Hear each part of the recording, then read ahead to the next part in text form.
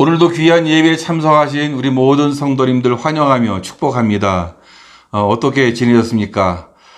오늘이 사실 만 1년, 1주년이 되는 날이죠. 우리가 비대면 예배를 드린 지가 너무너무 오래됐는데, 참, 여러분 뵙고 싶고, 또, 만나서 대화도 나누고 싶고 하지만, 그렇게 할 수 없는 우리의 실정인 것 같아요. 그렇지만 예배를 통해서 하나님과 많은 대화와 또 교제가 이루어지기를 소망해 봅니다. 함께 찬양하시겠습니다. 찬양 드리시겠습니다.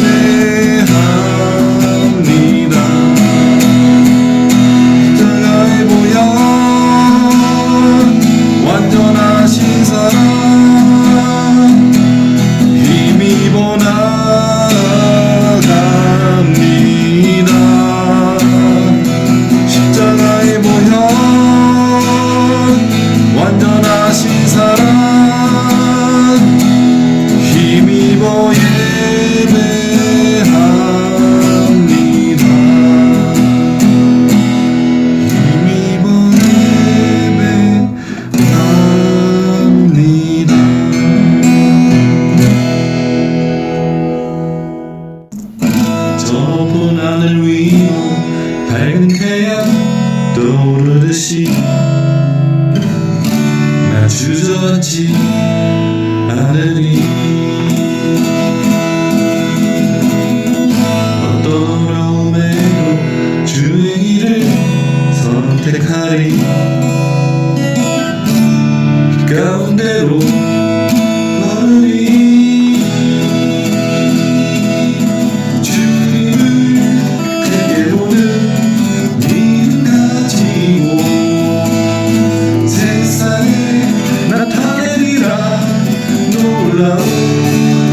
주의 사랑을 즐거워하고 일어나리라. 선한 능력으로 일어나리라.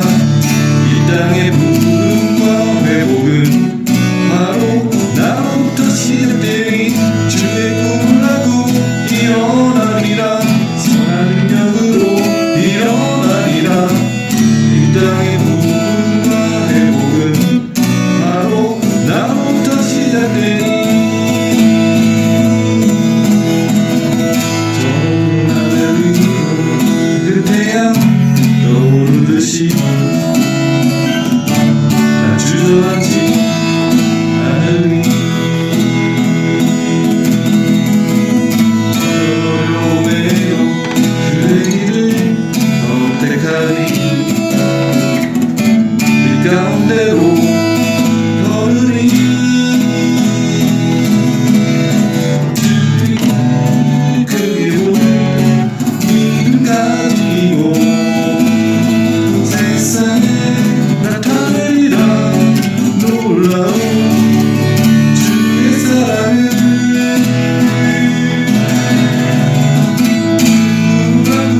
일어나리라 선한 영으로 일어나리라 이 땅의 부흥과 회복은 바로 나부터 시작되니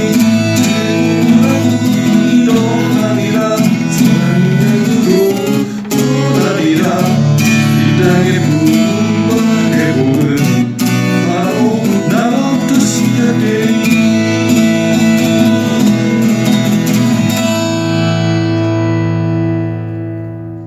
임리에 찬송하시면서 우리 예배 드리겠습니다.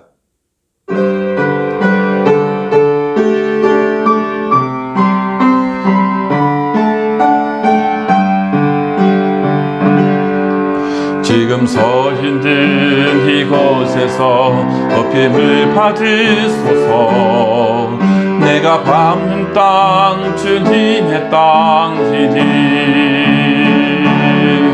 하늘이 주의 이름 높이 올리며 넓은 바다가 주를 노래해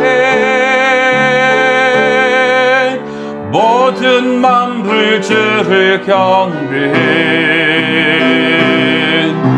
모든 입술 주를 찬양해 천지를 만드신 만물의 통치자 높임을 받으소서. 내 평생에 주의 이름 높이며 어느 곳에서든지 주님을 예배하리라. 내가 밟는 모든 땅 아버지의 영광이 선포되야 하리. 찬양하며 주님을 예배할 때 하늘 가득한 주의 영광 보리라. 나를 통하여 나의 입술을 인하여 주의 이름 높임을 받으소서. 나를 통하여 나의 입술을 인하여 주의 이름 높임을 받으소서. 하나님은 영이시니 예배하는 자가 영과 진리로 예배할지니라. 아멘.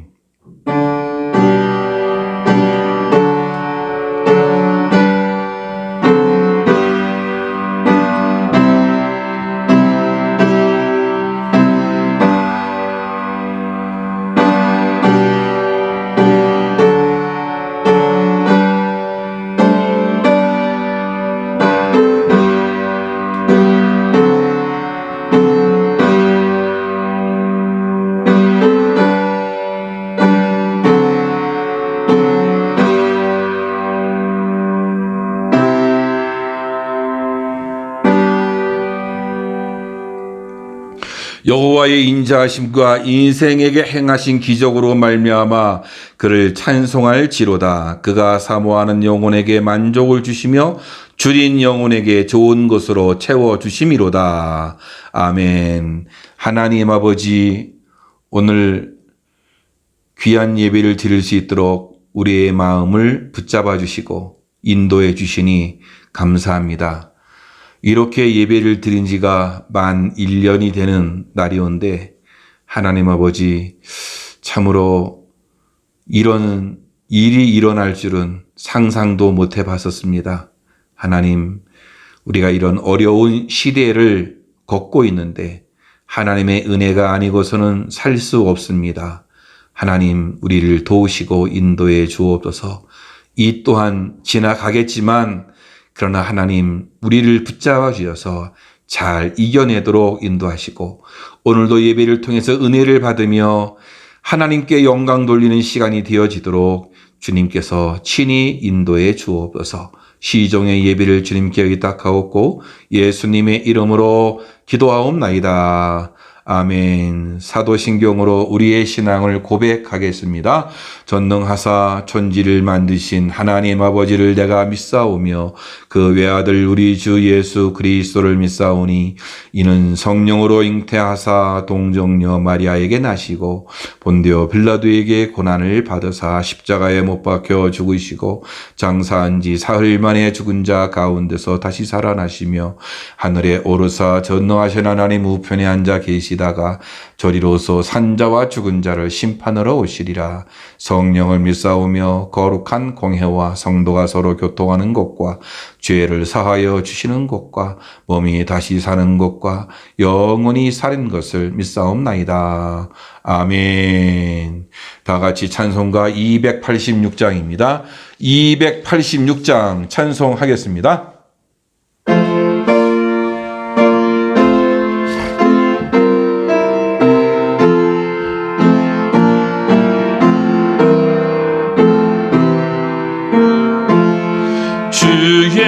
예수님 내 맘에 오사 날 붙들어 주시고 내 마음에 새 힘을 주사 늘 기쁘게 하소서. 사랑의 주 사랑의 주 내 마음속에 찾아오사 내 모든 죄 사하시고 내 상한 맘 고치소서. 주 예수님 내 맘에 오사 내 소원 다시고 내 믿음 짐 맡아 주사 참 평안을 주소서. 사랑의 주 사랑의 주 내 마음속에 찾아오사 내 모든 죄 사하시고 내 상한 맘 고치소서. 주 예수님 내 맘에 오사 날 정결케 하시고 그 은혜를 내 맘에 채워 늘 충만케 하소서. 사랑의 주 사랑의 주 내 마음속에 찾아오사 내 모든 죄 사하시고 내 상한 맘 고치소서. 주 예수님 내 맘에 오사 내 길 인도하시고 주 성령을 내 맘에 채워 늘 충만케 하소서. 사랑의 주 사랑의 주 내 마음속에 찾아오사 내 모든 죄 사하시고 내 상한 맘 고치소서.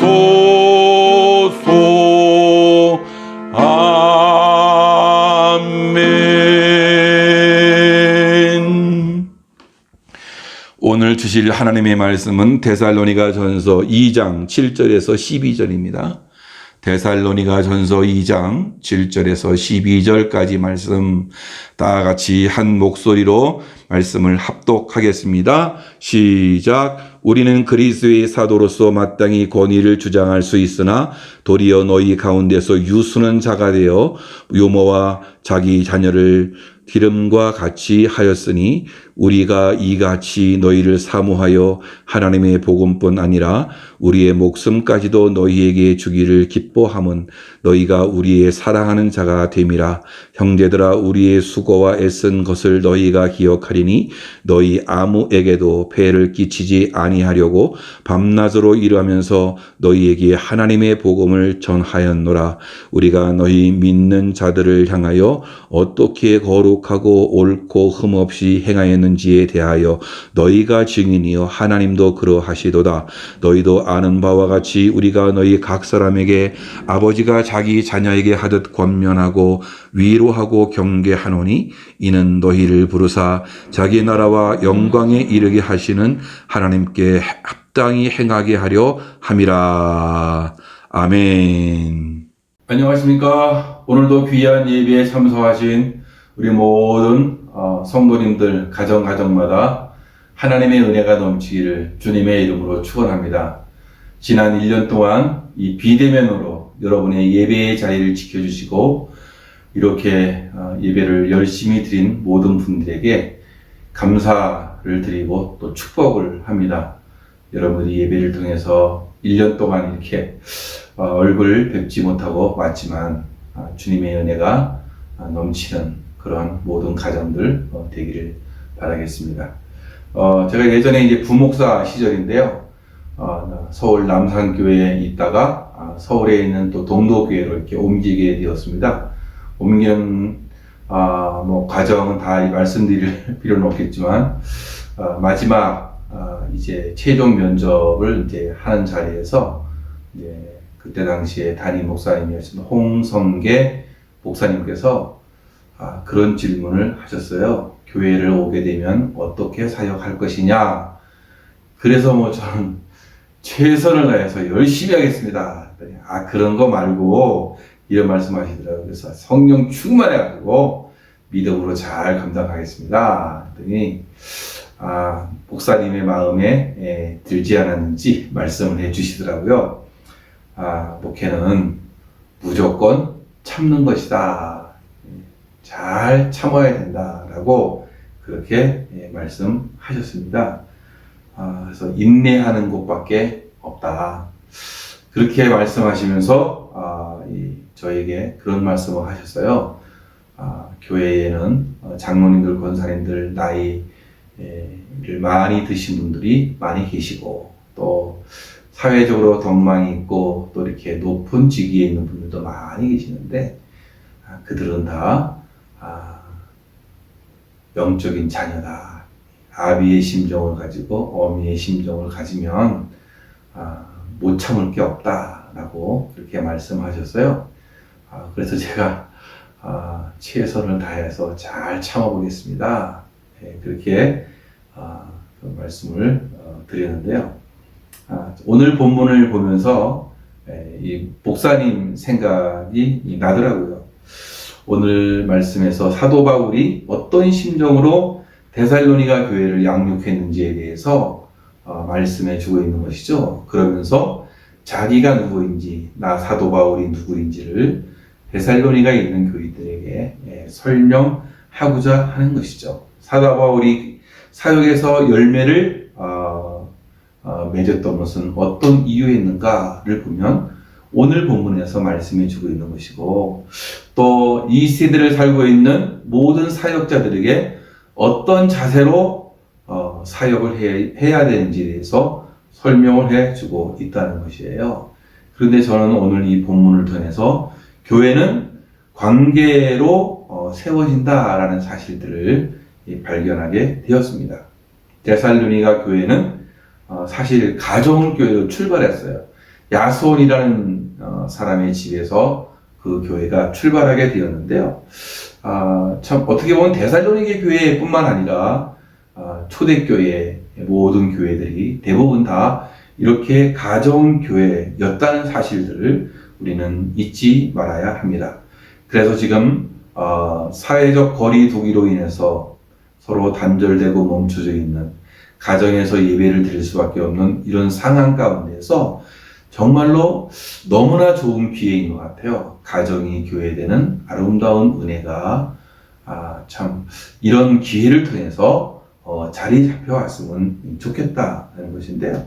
그래서 제가 어떤 때에는 교회 같은 가정 같은 교회 뭐 그런 슬로건을 걸고서 한 해 열심히 또 사역한 적도 있었는데요.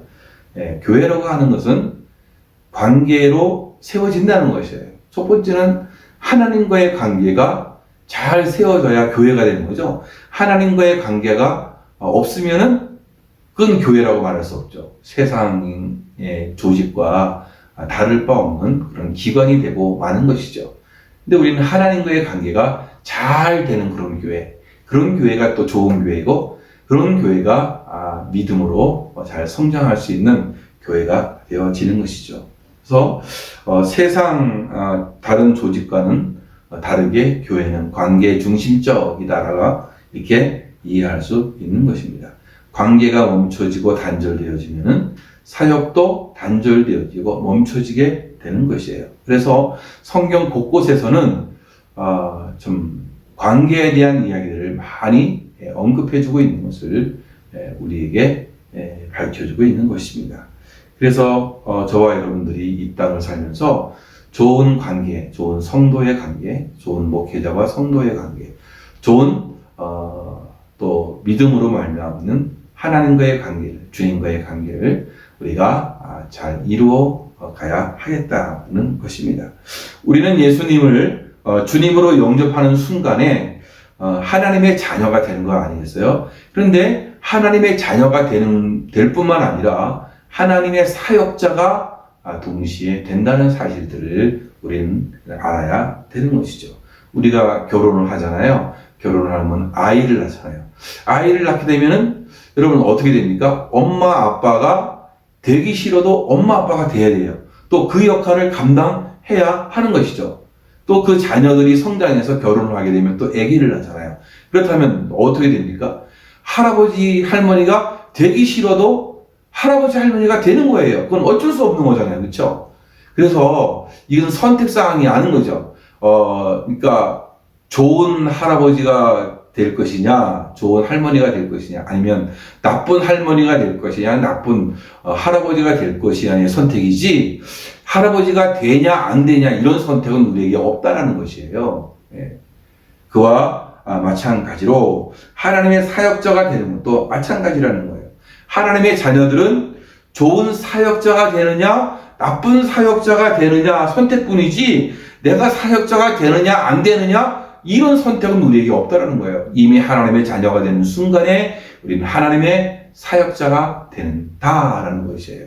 그래서 이 목회자들만 사역자가 아니라 하나님을 믿는 모든 믿음의 사람들은 하나님의 사역자인 줄로 믿습니다. 그래서 우리의 사역의 장이라고 하는 것은 그럼 어디냐 할 때 우리 가정이 내 사역의 장이고 또 내 직장이 사역의 장이 되는 것이죠. 뿐만 아니라 교회가 사역의 장이 되는 것이에요. 사역의 궁극적인 목적이 있다면 세상의 많은 사람들을 하나님에게로 돌아오게 하는 거예요. 아니면 이 세상을 하나님께로 돌아오게 하는 것, 이것이 이 사역의 궁극적인 목적이다라는 것이에요. 사도 바울은 그것을 화목케 하는 직책이다라고 했거든요. 우리가 세상을 하나님과 화목케 하는 직책을 받았다라는 거예요. 세상은 기독교에 대해서 굉장히 부정적이고 예수 믿는 사람들에 대해서 반감을 많이 갖고 있지 않습니까? 그렇죠? 오늘 본문이 우리에게 도움이 되는 것이 사실은 반감을 가지고 있고 적대적으로 대하는 데살로니가 교회, 또 데살로니가에 있는 지역을 하나님께로 인도해서 참 좋은 열매를 거둔 이 사도 바울이 있지 않아요. 그렇죠? 그러니까 우리는 좋은 본보기가 된다는 것이에요. 화목해 한다는 것은 이 관계를 떠나서는 말할 수 없는 것이겠죠.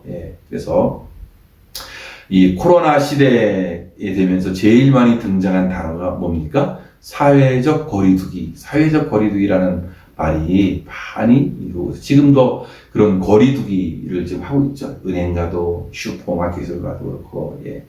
또 어떤 음식점을 가도 사회적 거리두기, 예. 마스크를 쓰고, 예. 하는 일들이 우리의 어떻게 보면 일상이 된 것 같습니다. 황종우라는 분이 관계의 거리 1m라는 책을 썼는데요. 이제 그분의 얘기는 이제 그런 거죠. 1m 안에 두고 싶은 사람이 있고, 1m를 유지하고 싶은 사람이 있는 것이고, 1m 밖으로 밀어내고 싶은 사람이 있다라는 거예요. 그러니까 여러분들은 누구입니까? 1m 안에 있는 사람들은 누구예요? 1m로 있는 사람이 누구입니까? 아니면 또 1m 밖으로 밀어내는 사람들은 누구냐? 예. 여러분, 관계의 거리를 어떻게 느끼냐에 따라서 어떤 사람들은 서운한 감정이 있을 수 있겠고, 어떤 사람들은 다행이다라는 감정을 가지고, 어떤 사람들은 굉장히 행복한 감정을 들기도 할 수 있다는 거예요. 나는 가깝게 생각했는데 상대방은 굉장히 멀리 느끼면 어떡하죠? 굉장히 이 서운하지 않겠느냐라는 것이에요. 누군가는 관계의 거리를 그렇게 얘기했어요. A는 30cm다. 친구와의 거리는 1m다. 거래 관계는 1.5m다. 그리고 다 모르는 사람들은 2m다라고 했는데요. 여러분들은 다른 사람들, 우리 성도님들과의 관계 속에서 몇 미터예요? 몇 미터? 우리가 이렇게 함께 예배를 드리고 있는데, 우리 영적인 관계 속에서 우리가 늘 좋은 관계를 유지할 수 있는, 좋은 거리를 유지할 수 있는 그런 믿음의 사람들 되면 좋을 것 같아요. 예, 그래서 오늘 이 말씀은 참 사도 바울의 이 관계지향적인 이 사역, 이것이 하나님의 교회를 아름답게 세워갔던 것을 우리가 발견해 보면서, 예, 우리가 사회적 거리로 인해서 요즘 우리가 관계하기가 쉽지 않은 그런 시대 속에서 우리가 살고 있지만, 영적 관계를 잘 세워나가서 교회를 교회되게 하는 그런 아름다운 은혜가 있기를 참 기대하고 소망해 봅니다. 우리가 먼저 살펴볼 것은 가정교회로 세워졌던 이 데살로니가 교회는 섬김의 관계로 이런 잘 세워져 갔다는 것이에요. 제가 자주 언급했던 내용이기도 한데요. 존 스토트 이 목사님은 기독교적 리더십이 필요한 시대라는 책을 썼는데, 그분의 주장은 그런 거죠. 이 시대가 정말로 기독교적 리더십이 필요하다라는 거예요. 5가지를 언급해주고 있는데, 그 중에 하나가 이 섬김의 리더십이라는 거예요. 과거에는 이 권위적 리더십이 인기를 끌었잖아요. 그렇죠? 한번 이야기하면 뭔가 이렇게 강한 어떤 카리스마로 회중들을 다 이끌어가는 어떤 그런 것들을 그리워했다는 거죠. 근데 요즘은 그런 섬김의 그런 권위적 리더십보다는 섬김의 리더십을 더 이제 알아주고 있고, 그게 온당한 리더십이라고 이렇게 칭송받고 있는 그런 시대에 있다는 거예요. 교회뿐만 아니라 요즘은 이 세상에서도 권위적 리더십을 환영하지 않아요. 대부분 기독교적 리더십인 이 섬김의 리더십을 기대하고 있고, 그렇게 되기를 바라고 있는 그런 시대에 우리가 있다라는 것이에요. 그러니까 지금 이 세상 속에서 우리가 살고 있는 우리들 참 기독교인으로서 이런 리더십을 가지고 있다면 환영받을 수 있고 또 좋은 리더십을 발휘하지 않을까 하는 생각을 해보는데요. 오늘 7절 말씀이에요. 다 같이 보겠습니다. 시작. 우리는 그리스도의 사도로 마땅히 권위를 주장할 수 있으나 도리어 너희 가운데에서 유순한 자가 되어 유모가 자기 자녀를 기름과 같이 하였으니 라고 이렇게 말씀해 주고 있습니다. 마땅히 권위를 주장할 수 있는데 도리어 유순한 자가 되었다 라고 이렇게 말씀하시면서 유모가 자기 자녀를 기름과 같이 했다라고 이렇게 밝히고 있습니다. 예. 정말로 이 사도 바울은 그런 권위를 가지고 있었고 그런 지위에 있는 사람이지만 결코 그렇게 하지 않았다. 섬기는 자가 되었다라고 그렇게 말씀하고 있는 것이에요. 이것이 바로 교회를 세우는 이 아름다운 어떻게 보면 인격적 덕목이었다라고 그렇게 볼 수 있는 것이에요. 이것을 유진 피터슨의 메시지 성경에서는 그렇게 말하고 있어요. 우리가 그리스도의 사도라는 지위에 있지만 그 지위를 남용한 적이 없습니다. 여러분이나 다른 누구에게 중요한 인물이라는 인상을 주려고 한 적도 없습니다. 생색을 내거나 의시된 적도 없습니다. 라고 이렇게 기록하고 있는 것이에요. 가능하면 권위적이지 아니하고 유순한 그런 사람이 되고자 원했다는 것을 여기에 담고 있는 것이에요. 그래서 자기주의를 남용하지 아니하고 나는 이런 사람이야 난 중요한 사람이라는 그 인상을 남겨주도 않을 뿐만 아니라 무슨 일을 하면 생색내거나 또 의시되는 그런 일도 없었다라고 이렇게 설명해 주고 있는 것이에요. 그러니까 참 이 교회라고 하는 것이 또 이게 우리 공동체라고 하는 것이 여러분 이 적대적인 분위기 속에서 이런 권위적인 것이 먹혀 들어갈까요? 그렇지 않다라는 것이죠. 예. 그래서 어떻게 보면은 자신을 싫어하는 사람들과 그런 분위기 속에서는 열매 맺는 방법이 바로 이 어머니와 같은 유순함. 어머니가 모든 것을 다 받아주잖아요. 다 받아주고 응원해주고 하는 것처럼 이런 것들이 우리에게 있어져야 함을 이렇게 밝혀주고 있는 것이에요. 어머니의 특징이라고 하면은 희생이잖아요. 그렇죠? 자녀를 위해서 목숨까지 버릴 수 있는 이런 헌신이란 말이죠. 사도 바울도 데살로니가 교인들을 위해서 목숨까지도 버릴 수 있는 그런 사랑을 갖고 있음을 오늘 본문은 우리에게 말해주고 있습니다.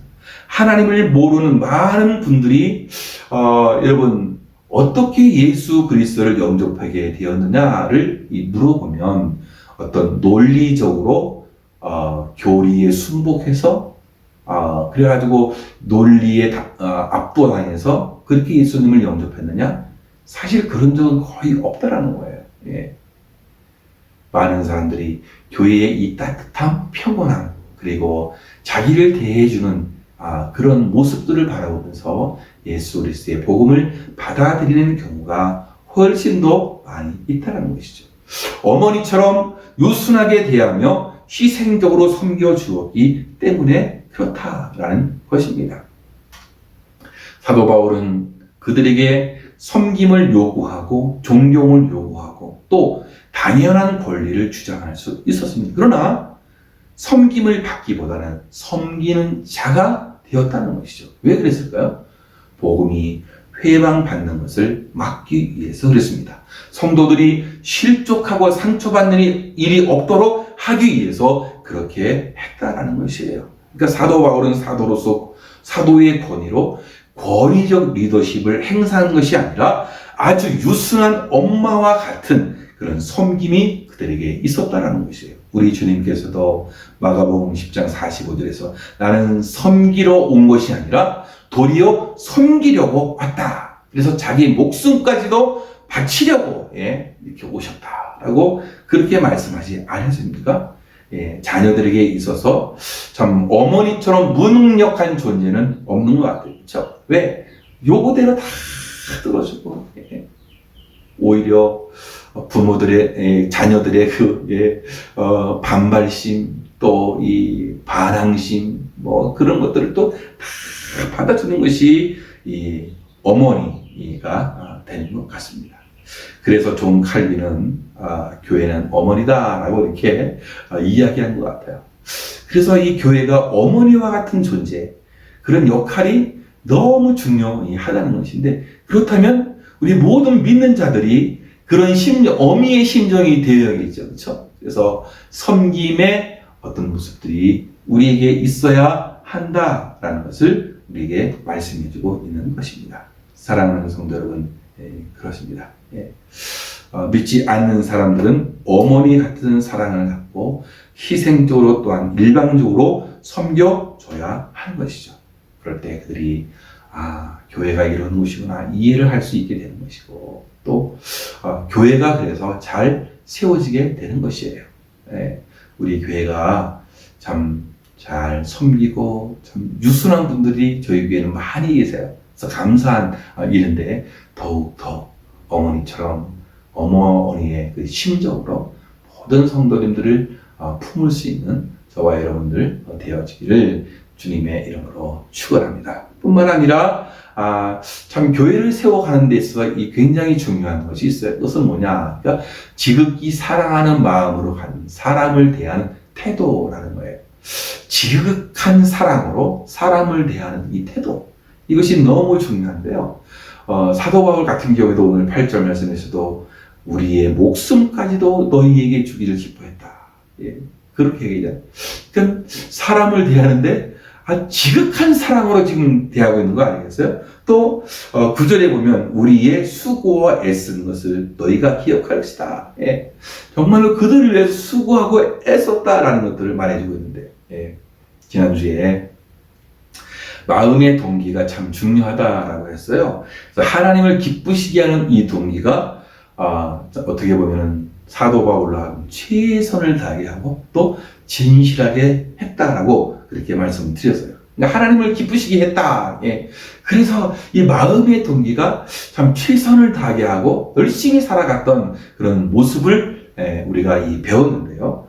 하나님을 기쁘시게 하는 것은 뭘까요? 그것은 지금 사람을 기쁘게 하지 않는 것이냐, 사람을 뭐 기분 나쁘게 하는 것이냐, 사실 그런 것은 아니라는 거죠. 물론 하나님을 기쁘시게 하다 보면은 사람이 기분 나쁜 감정을 느낄 때도 있을 거란 말이죠. 그러나 중요한 것이 여기에 있는 것이죠. 하나님을 기쁘시게 할 때 그게 뭐냐? 하나님을 기쁘시게 하는 게 뭐냐? 그럼 사람을 망가지게 만드냐? 그렇지 않다라는 거예요. 사람을 상처 주느냐? 그렇지 않다라는 거죠. 그렇죠? 예. 사랑하는 성도 여러분, 누가 사람을 변화시킬 수 있느냐? 그 마음의 동기가 올바르게 가지고 있는 그런 사람들인 것이죠. 무슨 일을 하든지 아내가 남편을 대할 때 죽게 대하듯이 하고, 남편은 아내를 대할 때에 주님께서 교회를 사랑하듯이 그렇게 대해 주는 것이에요. 예. 직장 생활을 하는 사람이면 그리스도께 하듯 성실하게 일을 하는 것이고, 교회에 나와서 찬양대를 하고 또 교사를 하고 무슨 봉사를 하든지 누구를 만나든지 간에 그 마음의 동기가 굉장히 중요한데요. 바로 그것은 우리의 태도라는 이 사실이에요. 우리가 어떤 태도를 가지고 사람을 대하느냐, 사람들은 다 느낀다는 거죠. 어떤 태도를 가지고 살아가냐, 너무 중요하다는 거예요. 예. 사랑하는 성도 여러분, 그렇습니다.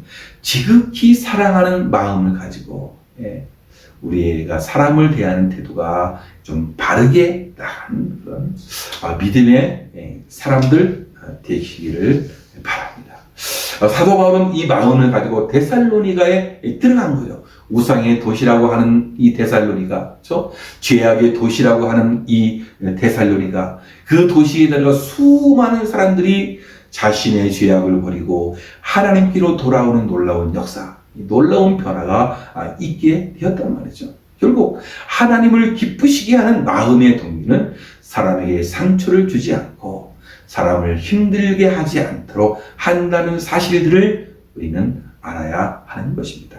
유모처럼, 엄마처럼 목숨까지도 주려고 하는 이 사랑의 마음, 그것이 그 사람들을 살리고 믿음으로 말미암아 영생을 얻게 하는 그런 아름다운 일이 일어나게 되었단 말이죠. 바울이 이방인들을 향해 목숨까지 내어줄 수 있는 것은 주님의 심장을 가진 거죠. 주님은 우리를 살리기 위해서 복음과 함께 자기의 생명을 우리에게 주셨다.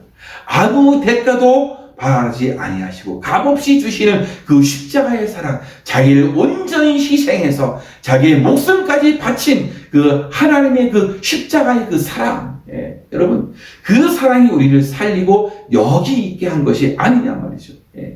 그렇습니다.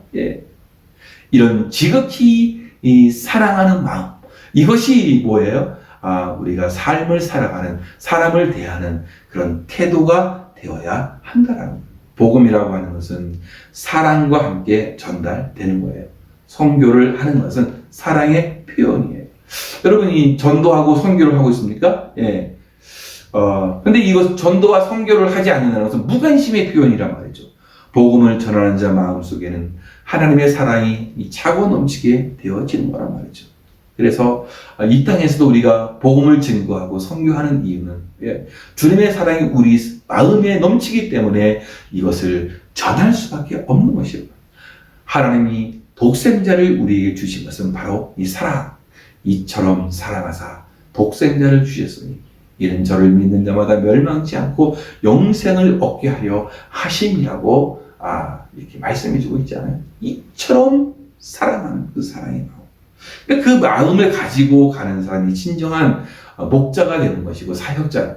우리 모두는 이 사역자가 되는 거 아니겠어요? 그렇죠? 목자가 되어지는 거예요. 신학을 공부하고 목사 안수를 받고 해서 목사가 되지만 진정한 목자가 뭐냐죠? 우리 목사라는 말이 여기 스페인어로 이 바스토 이 말이 뭐예요? 목자라는 얘기 아니에요. 여러분 저도 이 목자이지만 여러분도 목자가 되어지는 거예요. 예. 사람들을 다 품어야 돼요. 한 영혼 한 영혼 다 사랑의 마음으로 다 품고 우리가 나아가야 된다라는 것이. 그러니까 이런 목자의 심정으로 나아가니까 어떻게 해요? 사람에게 이렇게 폐해를 끼치거나 그들을 막대하거나 뭐 이런 일들이 생기지 않는 것이죠. 오늘 9절 말씀이에요. 다 같이 한 목소리로 볼까요? 시작. 형제들아 우리의 수고와 애쓴 것을 너희가 기억하리니 너희 아무에게도 폐해를 끼치지 아니하려고 밤과 낮으로 일하면서 너희에게 하나님의 복음을 전하였노라. 여러분 사랑은 아낌없이 수고하는 거죠. 바울은 낮에는 복음을 전하고 무슨 이 밤에는 텐트를 만들고 이런 얘기 아니죠. 일할 수 있으면 일을 하고 또 복음을 전할 수 있으면 복음을 전하고 이 밤낮을 가릴 것 없이 다 그렇게 했다라는 것이에요. 그러니까 참 어떻게 보면 자기가 최선을 다해서 사랑하는 마음으로 이렇게 복음을 잘 전하거든요. 10절에 가보면 흠 없이 행했다. 흠도 없이 행했다. 저는 이 말씀을 읽으면서 이 굉장히 참 이 부담감이 확 오더라고요. 어떤 부담감이야? 굉장히 거룩한 부담감일 수도 있는데 참 어떻게 흠이 하나도 없이 그렇게 사역을 했을까? 어떻게 그렇게 이 사람들을 대했을까를 보면 참 이 사도 바울이 대단한 것 같은데요. 제가 이 메시지 성경을 보면서 조금은 이해했어요. 그 성경을 보니까 그렇게 했다고 그래요. 우리가 얼마나 신중하고 경우 있게 처신했는지, 또한 여러분을 믿음의 동료로 얼마나 세심하게 대했는지 여러분은 두 눈으로 똑똑히 보았습니다. 라고 그렇게 이 설명을 했더라고요. 신중하고 경우 있게 처신을 하는 것. 얼마나 세심하게 대했는가. 이 사실을 보면서, 참 그렇구나. 우리가 정말로 사람을 사랑한다면 신중하게 또 경우 있게 처신하는 것들이 굉장히 중요하다라는 거예요. 그럴 때 교회가 아름답게 세워져가는 이 역사가 일어나게 되는 거예요. 또 참 얼마나 세심하게 대했다. 참 그것을 더 생각해 보면 얼마나 많은 묵상 자료가 나올 수 있겠어요. 그렇죠? 세심함이 참 우리에게 좀 필요한 것 같아요. 우리는 좀 건성하는 그런 게 있지 않아요, 그렇죠?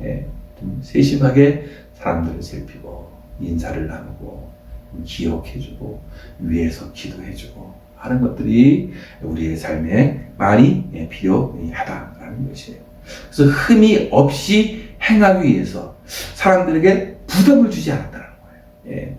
참 사도 바울은 참 대단한 것 같아요.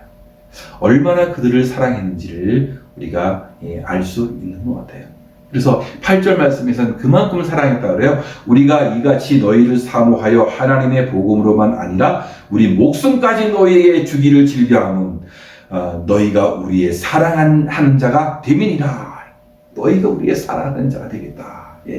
사랑하는 자가 되니까 그들에게 목숨까지도 해준, 복음만 전한 게 아니라 목숨까지도 주기를 즐겨했다라는 것을 말씀해 주고 있어요. 우리 교회 공동체가 지금 이렇게 멀리서 이렇게 각자의 집에서 이렇게 영상으로 예배를 드리고 있지만, 우리가 끊임없이 사랑하는 마음을 가지고 서로 위해주고 서로 위해주고 응원해주고 또 기도해주고 하는 그런 은혜가 있기를 주님의 이름으로 축원합니다. 이제 우리가 더 생각해 보아야 할 말씀은 뭐냐? 교회 안의 사랑은 그리스도가 매개가 되어야 된다는 거예요. 그리스도 없는 것은 여러분 참 어떻게 보면 아무것도 아니라는 말이죠. 우리는 교회 안에 있는 한 공동체라면 그리스도가 매개가 되어야 한다라는 것이에요. 여러분, 유명한 철학자 마르틴 부보라는 사람이 있어요. 이 사람은 나와 너라는 책을 저술했는데, 현대인의 그 인간관계를 세 가지로 진단하고 있어요. 그것과 그것의 관계라는 것은 뭐냐? 그러니까 오늘날 사람들은 마치 물건처럼 서로가 서로를 이용한다는 거죠. 남편과 아내도 마찬가지로 어떤 물건으로 이렇게 대한다. 그것과 그거의 관계가 될 수 있다는 것이에요. 그래서 이 생명 없는 무인격의 관계로 요즘은 이 전락하고 있는 그런 시대 속에 있다라는데요. 이 마틴 부보가 이야기하는 이 또 다른 이 관계는 뭐냐? 나와 그것과의 관계라는 것이. 이것은 뭐냐라니까, 상대방이 나를 물건처럼 이용해도 나는 상대방을 인격으로 이렇게 대해 주겠다라는 그런 이야기이에요. 그런데 마틴 부보는 여기서 끝나지 아니하고 다음 단계로 넘어갈 수 있어야 된다는 거예요. 그게 뭐냐? 나와 너의 관계가 되어져야 한다. 나와 너의 관계로 발전하지 않으면 안 된다는, 나는 너를 인격으로 받아들이고 너는 나를 인격으로 받아주는 이런 것들이 우리에게 필요하다는 것이에요. 그러면서 이 마틴 부보가 아주 중요한 이야기를 했어요. 그것을 우리가 이제 제가 읽어드릴 텐데 한번 주의 깊게 들어보시기 바랍니다. 내가 당신을 인격으로 믿어주고 당신이 나를 인격으로 믿어주어도 우리들 사이에는 언제나 그 인격적인 관계가 깨질 수 있는 긴장이 있습니다. 이것이 인간성의 연약함입니다. 그렇기 때문에 나와 너 사이에는 언제나 이 인간관계를 중매하는 하나의 촉매자가 필요합니다. 라고 했어요. 너와 나 사이에는 뭔가 이 촉매자, 인간관계를 중매하는 뭔가 있어야 된다. 이 마틴 부보는 그 촉매자가 영원한 당신, 영원한 너가 있어야 된다는 거예요. 우리에게 있어 영원한 너, 그리스도인의 영원한 너는 누구죠? 바로 예수 그리스도가 된다는 거예요. 여러분, 우리가 인간과 인간으로 부딪힐 때는 우리는 상대방에게 얼마나 많은 단점을 발견하느냐 이거예요. 그렇죠? 인간과 인간으로서 중간에 어떤 촉매제, 중매 관계가 없이 그냥 바로 부딪히면 어떡해요? 수많은 단점을 발견하고 서로에게 반감을 할 수 있는 것들이 많이 나올 수 있다는 거예요. 그런데 이 중간에 이 촉매제, 이 중매가 있어야 된다는 얘기예요. 그게 바로 예수 그리스도라면 예수 그리스도를 통해서 바라본 아내, 예수 그리스도를 통해서 바라본 남편, 예수 그리스도를 통해서 바라본 우리 자녀, 예수 그리스도를 통해서 바라본 우리 부모, 예수 그리스도를 통해서 우리가 한번 만나고 또 예수 그리스도 안에서 함께 무릎을 꿇을 때 비로소 어떤 일이 일어나냐? 용서와 사랑이 일어날 수 있다는 거예요. 그 사람을 이해할 수 있게 된다는 거예요. 그래서 나와 너 사이에는 이 중간에 이 촉매자가 필요한데, 이 영원한 너라고 하는 이 마틴 부보는 우리 그리스도인을 위해서는 뭐예요? 영원한 당신. 이게 누구예요? 우리 예수 그리스도가 된단 말이죠. 이 예수 그리스도의 촉매자로 서로가 만나고 서로가 이해하고 서로를 바라보고 해야 한다는 것이에요. 이것이 있어야만 되는 것이죠. 그래서 하나님의 은혜가 우리에게 있어져야 우리는 진정한 관계를 이루어갈 수 있다는 것이에요. 관계가 이 중요한 것은 인생은 관계라는 것이죠. 역사적으로나 성경 속에서 우리는 이와 같은 관계를 어떻게 하느냐에 따라서 한 사람의 성공과 실패가 갈라서는 것을 우리가 볼 수 있다는 것이에요. 그래서 좋은 인간관계를 가지고 있는 사람들은 참 아름다운 이 인생을 살아가고, 좋지 않은 인간관계를 맺고 살아가는 사람들은 어떻게 하죠? 많이 힘들어하고 어렵게 살아가는 것을 발견한다라는 것이에요. 인생은 우리들의 몸과 같이 서로 유기적인 관계를 통해서 그 생명을 유지하게 된다라는 것입니다. 우리가 보통 이런 성경 속에서 좋고 나쁨을 평가하고 비교할 때에 꼭 나오는 사람이 있어요. 이 사울과 다윗 아니에요? 사울과 다윗을 한번 비교해보면 어떤 비교를 해볼 수 있냐면, 하나님과의 관계, 인간과의 관계에서 참 다윗은 굉장히 잘 했어요. 근데 사울은 하나님과의 관계도 그렇고 사람과의 관계도 참 잘 못됐던 사람으로 이렇게 평가한다는 것인데요. 다윗의 경우 자기를 비록 죽이려고 쫓아다니는 이 사울이 자기를 죽이려고 막 혈안되어서 되어 있잖아요. 그래서 원수 중에 원수가 바로 사울이 아니겠어요? 그러나 자기가 직접 죽일 수 있는 기회가 있었는데도 불구하고 그렇게 하지 않았다라는 거예요. 이렇게 한 처신의 배경에는 바로 하나님이 있는 거예요. 하나님과의 바른 관계가 있으니까 정말 철전지 원수도 죽일 수 있는 그런 기회에서 죽이다. 하나님께 맡겨 버린 것이죠. 하나님께서 하신 말씀을 가슴에 기억하고 결정적인 순간에 하나님의 말씀에 순종하고 따랐던 것이란 말이죠. 근데 이 사울을 한번 생각해 보세요. 사울은 감히 상상하지도 못했던 이 다윗의 인격과 신앙이 있었는데, 사울은 어떻게 됐습니까? 사울은 어느 날 자신이 죽이려고 하는 다윗을 도와줬다는 그 이유로 인해서 하루아침에 하나님께서 친히 기름 부어 세우신 이 제사장 85명을 칼로 죽여버린, 그뿐만이 아니에요. 제사장들 이 가족, 또 제사장들에게 속한 모든 짐승들을, 또 어린아이까지 잔인하게 칼로 살해버리는 그런 이 악한 이었다는 것이죠. 그러니까 이 사울은 감정적으로 관계를 이끌어 갔다라는 것이에요. 다윗은 자기를 저주하고 욕하는 사람도 품어주는 그런 하나님의 사랑, 하나님의 사랑으로 품었던 것이에요. 사람들과의 관계와 하나님과의 관계를 다윗과 같이 원활하게 잘 유지해 갈 때에 우리에게 있어서 정말로 하나님의 은총을 누리게 되어지는 것이에요. 하지만 사울과 같이 자기 감정 하나를 다스리지 못해서 조급하고 잔인하게 관계를 깨뜨려 나간다면 이렇게 실패하고 망하게 되어져 간다라는 것이에요. 하나님은 우리에게 말씀해 주고 있어요. 내 이웃을 내 몸과 같이 사랑하라 라고 그랬어요. 사랑하는 성도 여러분, 그렇습니다. 오늘 우리가 이 시대를 살아가고 있어요. 만나지도 못하는 그런 관계 있지만, 그러나 관계는 너무 중요하다. 우리 교회의 관계. 이렇게 서로 지금 만나지 못하는 상황 가운데 있지만 영적 관계를 더 돈독히 해서 교회를 잘 세워갈 수 있는 저와 여러분들 되면 좋겠어요.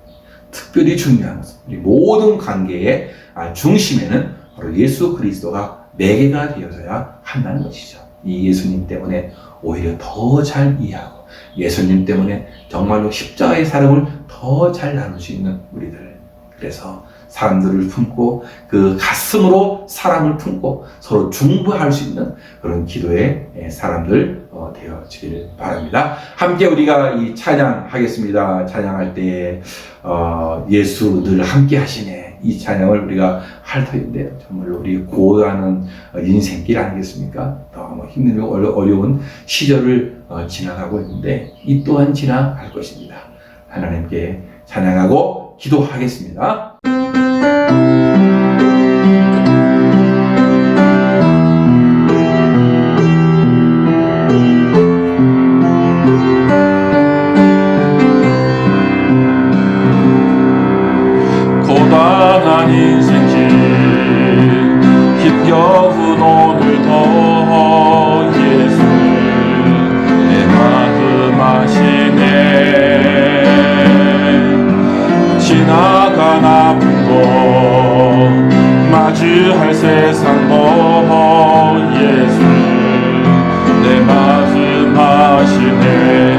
하루를 살아도 하루를 살아도 기쁨으로 가니 예수 늘 함께 하시네.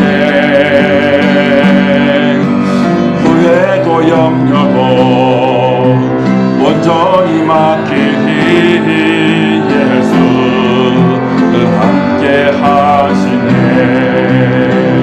믿음의 눈 들어 주를 보니 또한 지나가리라. 주어진 내 삶의 시간 속에 주의 뜻 알게 하소서. 믿음의 눈 들어 주를 보니 이 또한 지나가리라. 주어진 내 삶의 시간 속에 주의 뜻 알게 소리를 높여서 갑니다. 믿음의 눈 들어 주를 보니 이 또한 지나가리라. 주어진 내 삶의 시간 속에 주의 뜻 알게 하소서. 성도 여러분, 오늘 우리가 합심해서 통성으로 기도하기를 원합니다. 좋은 관계의 사람 될 수 있도록 인도해 주옵소서. 우리 교회가 좋은 관계를 통해서 교회가 바로 세워질 수 있도록 하나님 인도해 주옵소서. 권위의 사람이 아닌 섬김의 사람이 되게 하시고 어미와 아비의 심령을 주셔서 서로 이해하고 서로 응원해 줄 수 있는 그런 믿음의 사람들 될 수 있도록 도와달라고 여러분 기도하시고 1년을 넘기면서 이렇게 비대면 예배를 우리가 드리고 있는데 하나님 이 또한 지나갈 줄로 믿습니다. 하나님 아버지 우리와 함께 하시고 고단한 인생길 힘겨운 오늘도 우리 하나님이 아시오니 아버지 하나님이 우리를 지키시고 인도해 주옵소서. 기도하시고 미래에 우리가 잘 준비되게 하시고 학업도 준비되게 하시고 사업도 미래도 잘 준비되는 우리들 되게 하시며 우리 가정의 건강을 위해서 가족들 건강과 또한 가정의 행복이 넘칠 수 있도록 우리의 자녀들 앞날을 위해서 합심해서 통성으로 기도하겠습니다. 하나님 아버지 은혜와 사랑을 감사합니다. 오늘도 이렇게 주님 앞에 나와 예배를 드립니다. 이렇게 비대면으로 예배드린지 아버지 1주년이 되었습니다. 하나님 아버지 정말로 우리가 지금 이 고단한 인생길을 걷고 있습니다. 힘겨운 오늘을 걷고 있습니다. 하나님 아버지 도와주시고 인도해 주시옵소서. 하나님 아버지 또한 지나가리라 믿사오니 아버지 시간 속에서 주님의 뜻을 알 수 있는 우리를 될 수 있도록 주님이여 도와주시고 인도해 주시옵소서. 우리의 인생의 모든 후회도 염려도 온전히 주님께 맡길 수 있도록 인도해 주옵소서. 하나님께는 아버지여 좋은 관계의 사람 이루어지게 하여 주셔서 교회가 바로 세워질 수 있도록 인도하여 주옵소서. 아버지 권위의 사람이 우리 성김의 사람이 될 수 있도록 인도하시고 아버지 어미와 아비의 심령을 주셔서 우리 교회가 초대교회 가정교회처럼 아름다운 사랑이 넘치는 그런 교회가 될 수 있도록 주님이 축복하시고 인도하여 주실 줄 믿습니다. 서로를 이해하고 아버지 응원해 줄 수 있는 믿음의 공동체가 되도록 주님이 축복하여 주시옵기를 간절히 빌고 기도합니다. 하나님 아버지 1년을 넘기면서 이렇게 비대면으로 예배를 드리고 있는데 하나님 아버지 또한 지나가게 될 줄로 믿습니다. 아버지여 지나가는 아픔도 있고 또한 아버지 마주할 세상도 있는데 아버지여 주님이여 함께해 주셔서 우리의 마음을 아시고 우리의 마음을 아버지여 뻔히 보시는 우리 하나님 아버지 우리와 함께 하시고 인도해 주셔서 주님 아버지 눈을 들어 주님을 보게 하여 주셨고 이 또한 지나가는 귀한 시간들 되어주도록 인도하여 주옵소서. 바로 이런 시간 속에서 하나님 아버지 미래를 잘 준비하는 은혜를 낼 수 있도록 인도하옵소서. 사업이 잘 준비되게 하시고 학업도 잘 준비되게 하시고 우리의 미래가 우리가 잘 준비하는 그런 시간들이 되어지도록 하나님이 축복하여 주셨기를 간절히 빌고 기도합니다. 우리 가정의 아버지 건강을 주옵소서, 가족들에게 화목함을 주옵소서, 한 명 한 명 아버지 지켜주시고 보살펴주셔서 건강한 삶을 살 수 있도록 인도하여 주셨기를 원합니다. 하나님 아버지 도우시고 인도하여 주시옵소서. 주님의 능하신 손으로 붙잡아 주시고 인도로 주시는 가운데에 하나님 아버지 우리의 가정 아버지 행복한 가정 되게 행복하며 그로 인도하여 주시옵고, 주님께 무릎 꿇고 기도할 때마다 응답의 역사가 일어나도록 인도하여 주시옵소서. 주님 도와주시옵소서. 아버지 도와주시옵소서. 주님이 도우시고 인도해 주시는 가운데 주여 함께 하시고 인도하여 주실 줄 믿습니다. 아버지 도와주옵소서. 예수님의 이름으로 간절히 기도하옵나이다. 아멘. 준비하신 예물을 하나님께 드리겠습니다.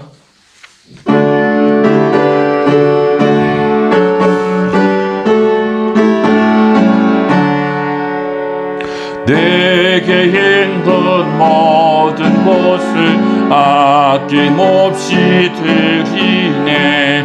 사랑하고 의지하며 주만 따라 살리라. 주께 드리네, 주께 드리네. 사랑하는 그 주 앞에 모두 드리네. 아멘.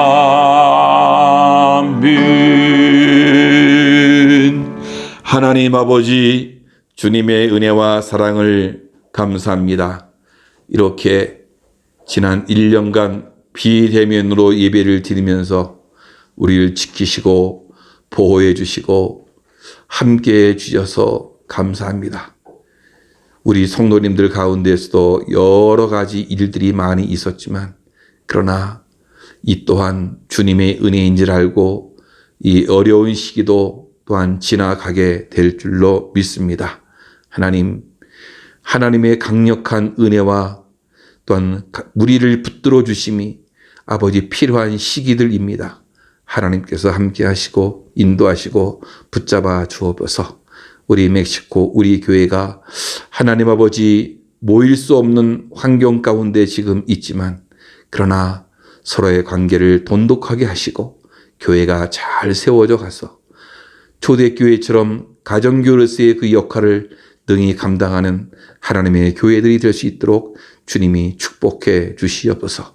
오늘도 예배를 드리며 하나님의 은혜가 감사해서 이렇게 두 손을 모아 주님께 예물을 드리오니 드리는 손길마다 하나님의 은혜가 넘치게 하여 주시옵고, 기도하는 대로 응답을 받고 하나님께 영광 돌리는 하나님의 사람들 되어지도록 축복해 주옵소서. 감사합니다. 예수님의 이름으로 기도하옵나이다. 아멘. 예. 광고 시간인데요. 광고는 뭐 특별한 건 없는데, 우리가 이렇게 비대면으로 예배를 드린 지 1년이 되었는데요. 작년에 3월 15일부터 우리가 이렇게 온라인 예배를 드렸습니다.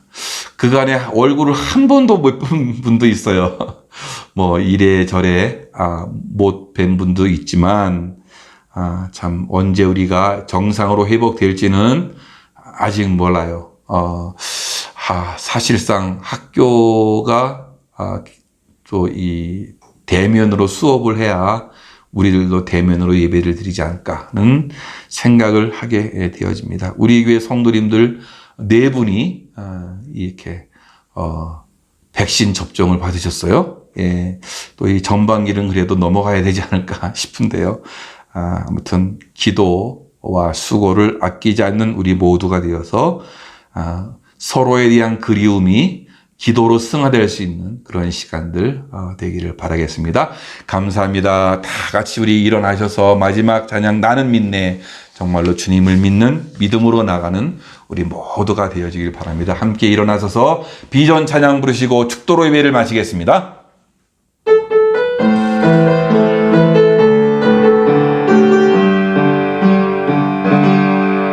내게 허락하신 시련을 통해 나의 믿음 더욱 강하게 자라나고 험한 산과 골짜기 지나는 동안 주께 더 가까이 나를 이끄시네. 내가 겪는 시험이 어렵고 힘겨워도 내 주님보다 길지 않네. 내 앞에 바다가 갈라지지 않으면 주가 나로마다 위롭게 하리. 나는 믿네. 주의 능력으로 내 삶 새롭게 되리. 나는 믿네. 주의 능력으로 담대히 나아가리. 주와 함께 싸워 승리하리라. 날마다 믿음으로 나 살아가리. 나는 믿네. 주의 능력으로 내 삶 새롭게 되리. 나는 믿네. 주의 능력으로 담대히 나아가리. 주와 함께 싸워 승리하리라.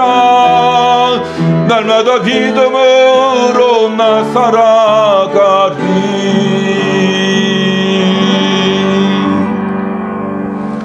지금은 교회의 머리가 되신 우리 구주 예수 그리스도의 은혜와 우리 아버지 하나님의 지극하신 사랑과 성령님의 감화 감동 보호 인도 역사 충만하심이 오늘도 하나님의 말씀을 듣고서 서로의 관계를 돈독히 할 뿐만 아니라 서로를 지극히 사랑하는 가운데에 하나님의 교회를 바로 세우고 하나님께 영광 돌리기를 소망하는 여기 계신 주의 백성들과 저들의 가정과 생업과 자녀들 위해 지금으로부터 영원히 함께 있을지어다. 아멘.